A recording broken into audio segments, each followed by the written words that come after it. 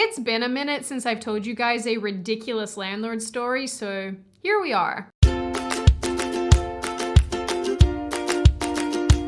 Hi, my name is Sydney. Welcome back to my channel. Now, those of you who've been around for a minute will probably remember all of my misadventures in housing arrangements when I moved from Australia to DC last June. The first place I tried to live in right after I moved kicked me out after my friend outed me as a conservative. I'm still a little salty about that, if I'm being totally honest. Then the second place that I stayed in was owned by a crazy person who said that she had a safe space that she cries in, had a climate change mug that saw Australia like sinking under the water. Oh yes, these people really exist. I met one. Ruth! You just had to make it to 2021! But because it's me and my life, and apparently 3 times is in fact the charm, I have yet another insane landlord story for you guys. And that would be that for the last year of me living in DC, my landlords were very high up in the Biden campaign. Like, actually really high up. I don't know how these things keep happening to me. Now, because I'm not a trash person and I don't want to negatively impact these people's lives, I'm not going to tell you their names or the position that they have in the Biden campaign, because that wouldn't be terribly nice. But I do have a range of weird moments that I think you'll all enjoy. Like, for example, if you follow me on Instagram, some of you might remember me posting a story of a child demonically screaming upstairs. Guess whose child that was? Now it makes a lot of sense.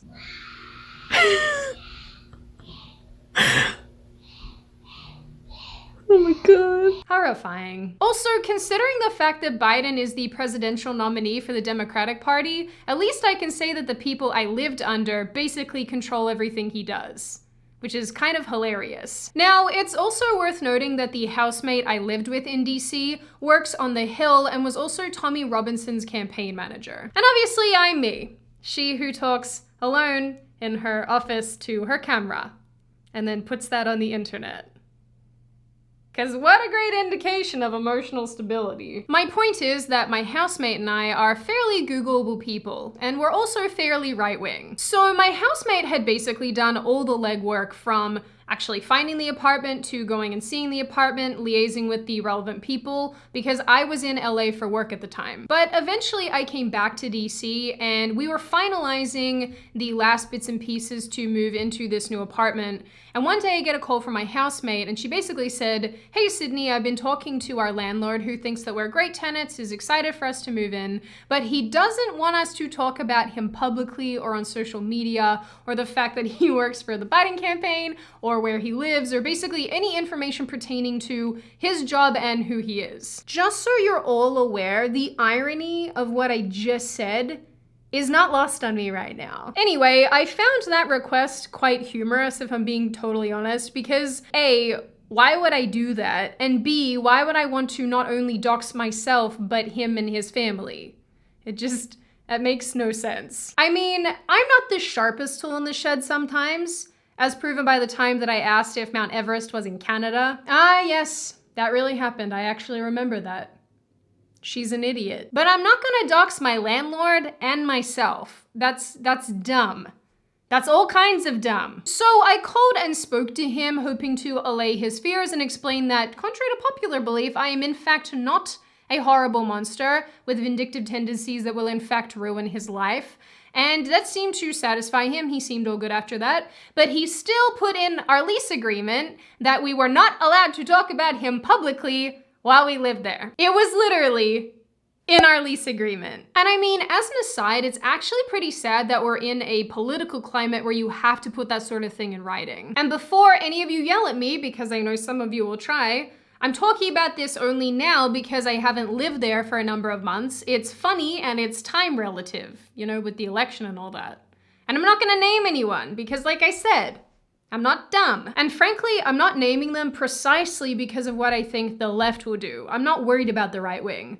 You guys are as loving as you are cute. So we move in, immediately put up our Betsy Ross flag. We have a framed constitution on the wall, tons of books by notable right-wing figures in our bookshelves, and some of you might actually remember a sign that we had in our kitchen that said, "Make America Great Again, Trump 2020, this is a liberal free zone. Yeah, that one's on me. It's actually here now, except now it says quarantine life because that's where I'm at emotionally. Actually, I can fix this to make it more accurate. Much better. All of the things in our house, mind you, were completely contrasted by the fact that when you walked outside the door into our street, basically everyone had a Black Lives Matter sign in their front yard. Like, you walk out of the house, and I am not even kidding you, everyone's front yard and even like the telephone poles and the lampposts that were on our street had some sort of left-wing sign or slogan. We're just two conservative girls swimming in a sea of a bazillion liberals. It was like being a weird kind of undercover. Deep, deep undercover. And when I say liberals, guys, I mean liberals. Like, I was once putting out my rubbish and found a framed Che Guevara picture propped up against my bin. When we first moved in, we found Obama hot sauce in the fridge, which I guess is a little bit like the Nancy Pelosi toilet paper I currently own. Deep undercover. Actually, now that I'm thinking about it, I was once cleaning our apartment and found a letter from Bill de Blasio, New York's mayor, congratulating our landlords on the birth of one of their children. Because I always have random letters from Bill de Blasio just lying around my house. It's just an average Tuesday.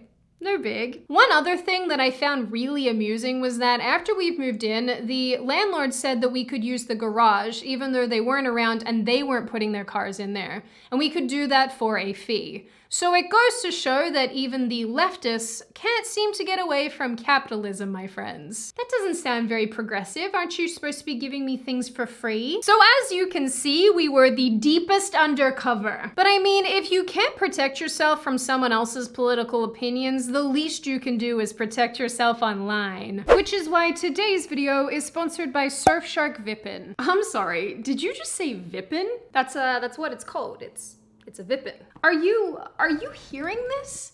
Sydney, no, it's a VPN, like virtual private network. It basically protects your private information online, lets you access blocked websites and applications, stops your internet service provider from snooping in on your internet sessions. And actually, seeing as we're talking about this, it basically just makes it harder to steal her Donald Trump Jr. photos. I just like the way his hair looks, okay? No, I know all of that. I was going to tell them how Surfshark has a feature that allows people to use an ad-free private search service that doesn't keep any logs. Yes, but also that people can use Surfshark on as many devices as they like at the same time from the one subscription. Yes, but also if they click the link in the description, they'll receive 83% off and 3 extra months free. Yes, but also Surfshark has a 30-day money-back guarantee, so there's no risk when you try it out. You see, having a VPN isn't such a bad idea after all. Oh my God, Sydney, it's VPN. Yeah, Sydney, it is actually VPN, but isn't Donald Trump Jr.'s hair so nice? Now, something that was really funny to me while living there was that the few interactions that we had with our landlord's family and friends were just not remotely nice at all. Our kitchen door doubled up as our back door and basically had a big window in it and led out to the backyard. And because we were in the basement unit, basically anyone who was in the backyard could look through that kitchen window and look into our kitchen and conveniently see the Trump sign that was hanging on the wall. So shortly after we moved in, one of our landlord's family friends, I guess, was in the backyard with her kids and with the landlord's kids, and they were all playing. And we went out to say hello, as you do, just being a normal human, interacting with other humans. And she was so outrageously rude to us for absolutely no reason. And even at the time, I was acutely aware of the fact that this woman had probably looked through the window, seen the sign, and decided to act accordingly. And before any of you jump on my case about the liberal free zone part of that, I mean, realistically, it was a joke. We were just having fun. Act accordingly. Jokes aren't illegal yet. But that wasn't even the last time that sign made people rude to us. The landlord's mother was so frosty to us from the outset for what I'm assuming was the same reason. I was once handing her some mail that I'd collected on behalf of my landlord because they were away for a couple weeks, and she basically took it from me in such a way that was like, she was concerned that if I touched her, she would burst into flames. It was genuinely one of the weirdest interactions of my life. You know when you're touching or holding something really gross and you're grossed out by it, so you're trying to hold it as far from you as possible while knowing that you still have to be holding it? It was sort of like that, except that she wasn't holding me. And I don't think I'm particularly gross. I don't know, maybe I am, but I just wanted to be her friend. Whatever, that analogy didn't work. The point is, people were mean to us because of the sign in our kitchen. What can I say? I bet when they all got together to do their demonic little dances, they'd probably be like, yes, the two conservative girls, yes, must treat them with total disrespect. Yes, that'll make them align with us. Now, in saying all of this, my housemate was actually the person who had the most contact with our landlords. And because she's a total machine and she's completely fearless, she would just ask them questions about what it was like working for Biden, what their actual ideologies are, what they think of Biden, and so on. She once told them not to pick Kamala as vice president because that's a really bad idea. And on our final day of moving out, just for example, she asked one of our landlords if he knows that Biden is basically losing his mind, which apparently he actually confirmed to her without quite saying the words. So yeah, they're aware that Biden is losing the plot. Anyway, I do think this situation is actually really funny. And I do still want to maintain and respect that original privacy request by the landlords, mainly just because they're hyper-Googleable people themselves, and I don't really want to out them. Because even as I was writing this video, I actually realized that it would be kind of a disaster if people found out that two prominent Democrats had rented their place out to two conservatives. And I mean, I know that none of you really are going to judge us because we rented from Democrats. I mean, especially considering the fact that statistically conservatives are much more likely to be friends with liberals than vice versa. But I'm banking that more than likely our landlords would have been judged because they gave a home to fascists or Nazis or whatever. God, that's some weird irony. My point is, it's all pretty ridiculous. I will say that our male landlord was actually really good to my housemate and me, and I just generally think he's a good person. He was really accommodating, really nice, yada yada. And, you know, the only drawback that I have for him is the fact that he works on the Biden campaign. Poor him. But you know, whatever pays the bills. The other thing here is that it is entirely possible to meet people halfway politically, provided that everyone is willing to be respectful. So even though, as most of you know, I am not a huge supporter of left-wing ideologies really at all, and I do find a lot of liberals and their viewpoints to be kind of trying. If you are nice to me, I will 1,000,000% be nice back. And I think that's why this situation actually worked out so well, because we were nice and respectful to our landlord, who in turn was nice and respectful to us. And it made the living arrangement much, much, much better than it potentially could have been. And he did the unexpected by reaching across the aisle. So credit where credit is due for doing a basic thing and showing human decency. A round of applause. But that is it. That is my story about how someone very high up in the Biden campaign came to be my landlord. I'm sorry that it's less eventful than the other ones, but I still thought you guys would get a kick out of it nevertheless. What can I say? Things are weird, and I'm really glad I moved to Texas. Now, as per usual, before I open the floor to all of you, this is just a reminder that you can download Surfshark VPN using the link in the description. When you do, you'll receive 83% off and 3 extra months free. Now I open the floor to all of you. Are any of you even remotely surprised that this happened to me? Tell me your ridiculous landlord stories. I am very interested to hear them. As always, if you like the video, hit subscribe and the thumbs up button. If you want to leave a comment, feel free to do so. Just be respectful about it. And I will see you guys next time.